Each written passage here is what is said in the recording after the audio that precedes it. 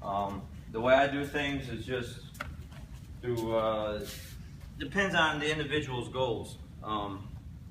You know, some people are just here again for the health and fitness part. They just, you know, they're just trying to get in better shape, just trying to get better, make themselves better, learn some martial arts, self-defense, that whole thing. So we have a process for that. But then we have a process for those individuals that take it a step above and they want to compete and take their game to the next level, which requires a lot more sacrifice, a lot more dedication, commitment, time away from other people, other things, so on and so forth. So for those individuals, then I kind of base things on competitions and their work ethic, you know, making sure that they're putting in the right amount of work. And I'm always paying attention to that. I'm always paying attention to the training, who their training partners are. Are they grabbing ones they can beat all the time, or are they grabbing ones that are going to give them trouble all the time? Okay. So we have a test that we go through for all the other ones that don't compete, you know, and then I have the other test, which is you got to go out onto the battlefield and compete, and we test you that way. And win, lose, or draw, for me, it's all about just stepping up and putting it out on the line, and then just give me your best effort.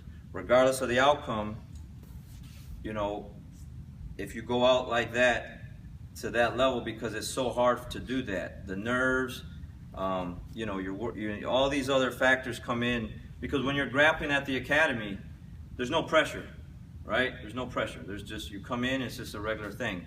But now you sign up to compete, and you go compete either locally or travel somewhere.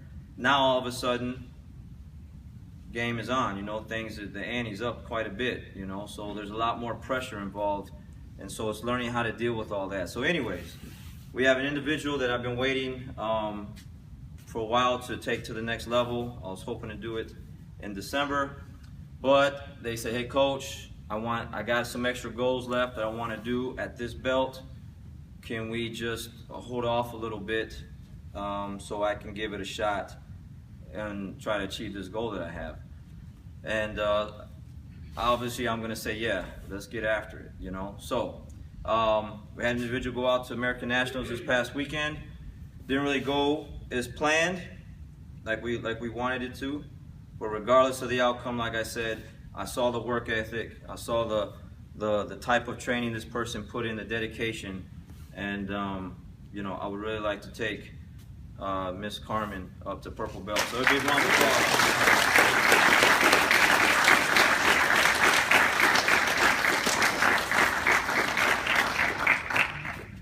So for those that have been paying attention, okay, or maybe you haven't, let's move over a little bit. You know, Karmen's been coming in on Tuesdays and Thursdays, or just Tuesdays? Tuesdays and Thursdays, you know, getting Luis and whoever else she can to meet up with her, you know, and get some extra drilling in and rounds in and whatever else. And I've watched her pick certain training partners and the work that she's put in, and she definitely deserves to go to this next level here. I'm super proud and happy of everything that she's done. Now we just need to make this official. Okay, congratulations. Thank you. Well, I just want you to share, because we have some new students here today, you know, that are trying it out, and we have some other people that know you, but maybe don't know you that well. So, you know, how'd you get started, and how long have you been training? Been training a really long time, like 4 years, 5, maybe, something like that. 4 or 5 years? Yeah. Okay, there's like 12 months in there somewhere. So. This is a little, you know. What made you come to Jiu-Jitsu? Oh, my friend told me to try it out, so I just started that way, and then just kept coming. Kept coming? Yeah. I mean, I took some time off, but. What happened with the time off, since you bring that up? Like, what were the factors for the time off? Life. Life? Yeah. Life happens, right? Brings all kind of things your way, and then you just kind of let it happen? So Yeah. you stop training. How'd that work out for you? Don't never take time off. It's so hard to come back. And what's the difference from like when you're training to when you're not training? Like far as, you know, focus-wise and everything like that. It's just like different when you're training, like you have a goal and like, you know, like you have to eat better, you're gonna come in here and feel like crap. Or like, it's just like your life changes when you're not training. What about the people that you're around? Not saying that you're hanging around like bad people outside of here, but there's a difference between the people that are here and maybe the people that you're hanging out with outside of here. Is there a difference? Yeah, like people in here like have goals and they'll push you. Like, I mean, some of my friends like have goals outside of here, but it's different. So being in here like just makes you want to be a better person and go out there and achieve your goals. Good stuff. So, like, and how long was your break? Like, how long have you took? I mean, how long were you off for? Like 8 months, something like that. 8 months. It was a while. 8 months. So it was just like one day you woke up and just like, I need to go back to jiu-jitsu, or you were like thinking about it every day, you just never came? You think about it every day and you're like, man, I really miss jiu-jitsu, I really miss rolling. And then like, I just came back. Just came back, Yeah. right? So it's been good since you come back? Yeah. So, you know, going back to the tournament, for me as a coach, it's a killer. You know, I have my highs and lows. I get to watch students accomplish things, and it just, man, it's like the greatest feeling. But then when my students lose, I lose with them, and it hurts. It hurts just as bad as the way it hurts them, because whatever I'm teaching or whatever I was trying to help them with didn't work out this time. But that's just the way it goes, right? So when you lose, I take that to heart. It hits me really hard with that. So afterwards, you know, I could see the pain in her face because it didn't work out the way she wanted it to, you know. And the first reaction, the first jerk reaction is forget it. I'm done with this stuff, man. I put in all this work. I gave up all this time.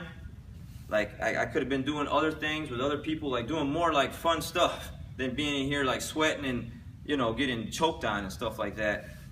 But instead I gave it all to this one thing, this one goal, and I didn't achieve it. And now the first reaction when you lose is to just say, forget it, you know? So I had to have a talk and be like, man, like if you really love this thing like you say you do, and if this is what you really want to do, then I will see you back here next week. And it's just because you came back from Vegas when? Yesterday, and now she's back. And that's the scariest part, because the thing is, I've had so many students lose, and they get their ego busted and their feelings hurt so bad that they stop coming, you know? And that's not how you handle losses in life and anything else. And so I was hoping to see her back today, and you know, obviously she's here. But it takes a coach and somebody else to be right there with you to understand. Like, I know what it's like to lose, because you guys all see me compete. It worked out in my favor this past weekend, but sometimes it doesn't. I know exactly what that feels like. You get done, you walk off the mat, and you're like, man, I put in all this work, you know, and it's frustrating. It's so frustrating. But that's where you get to see where your character and who you are as a person. Are you going to pick yourself back up and come back even better? Or are you just going to be that quitter, loser person and say, man, I'm going to go do something else, forget this stuff, you know? So it's really good to see Karmen come back on the mat. And obviously as a reward, you know, she goes to the next level. And I look forward to seeing her tackle this next belt level with a vengeance, you know? But for anybody else out there, like she said, don't take that break. Like, if you're training jiu-jitsu, man, you're in it, like, that's it, you know? Like, you should keep coming, because it's so hard to come back. And for anybody that's over there, that's behind this camera, like, raise your hand real quick if it's hard to come back for those that are taking breaks. Don't be shy, okay? 1, 2, maybe 8 people. It's hard. So just stay busy. Just stay on the mat. Stay consistent. That's the key. That's the key, okay? So one more round of applause again for Ms. Karmen. Now, we got to break the creases out of this thing, so let's partner up. We got a half hour left of class. Let's do it.